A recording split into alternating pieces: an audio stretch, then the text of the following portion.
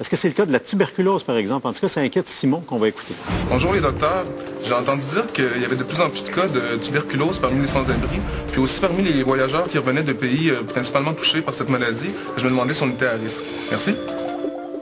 Merci Simon. Une autre bonne question pour le docteur Simon. Beaucoup de Simon aujourd'hui. Il y en a que des bonnes. La tuberculose, c'est une très, très vieille maladie, effectivement. Alain, écoute, on a retrouvé des traces de la tuberculose dans des squelettes de dinosaures. Les dinosaures avaient la tuberculose? Les dinosaures avaient des formes de tuberculose osseuse, qui a touché l'homme aussi, jadis. Donc, qu'est-ce qui va causer la tuberculose? La tuberculose, c'est une petite bacille, une petite bactérie qui se transmet par la respiration, par des micro-gouttelettes. Et c'est pour ça que c'est très contagieux. Et ça va se loger où, cette bacille-là, généralement? Ça peut se loger n'importe où. Le foyer d'entrée, c'est le poumon. Puis après ça, à partir du poumon, la tuberculose peut se disséminer à tous les autres organes. Au Canada, la majorité des tuberculoses sont pulmonaires. Et le poumon peut être très malade, là. Enfin, on peut en mourir si ce n'est pas reconnu, si ce n'est pas traité. Puis ce que vous voyez sur l'image-là, c'est ce qui a donné le nom de tuberculose, de tubercule à cette maladie-là. Vous voyez, c'est une coupe de poumon d'un patient qui est décédé de tuberculose. Et vous voyez, ça ressemble à une vieille pomme de terre qui est restée prise un peu trop longtemps dans votre garde-manger et qui essaie d'en sortir. Alors, le matériel blanchâtre, c'est comme les tubérosités, et c'est de là le nom de tuberculose. Donc, est-ce qu'il y a un retour au nom de la tuberculose? On a craint longtemps un retour de la tuberculose. Pour vous donner une idée, au début des années 1900-1910, il y avait 180 cas de tuberculose par 100 000 de population. On avait 101 sanatoriums au pays. 101? 101. Actuellement, il n'en reste plus. Le dernier a fermé au début des années 70. Et la maladie, présentement, touche 3 à 4 personnes par 100 000 de population. C'est relativement rare comme maladie, mais c'est beaucoup plus disséminé dans d'autres pays qui ne jouissent pas de la qualité socio-sanitaire du Québec et du Canada. Par exemple, on pense qu'il y a à peu près 20 millions de nouveaux cas de tuberculose dans le monde. À peu près un à chaque seconde. Par année. Par année, exactement, Chantal.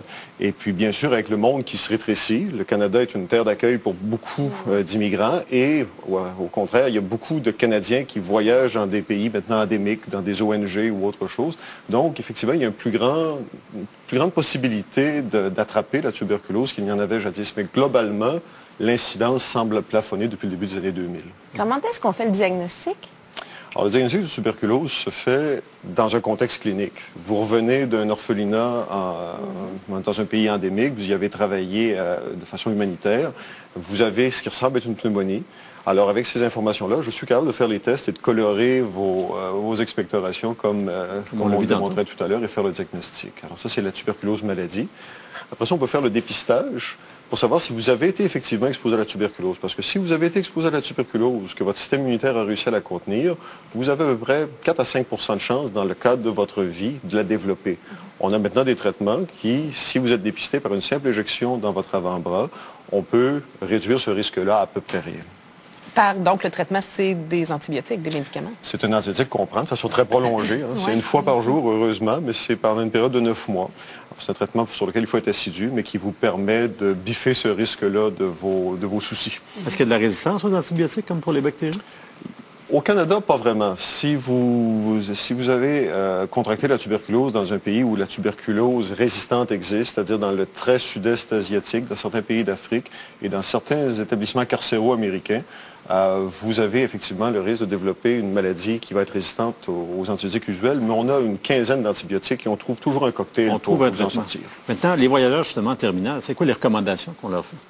Actuellement, pour le voyageur régulier, il n'y a pas de recommandation spécifique face à l'immunisation contre la tuberculose, à part l'hygiène usuelle.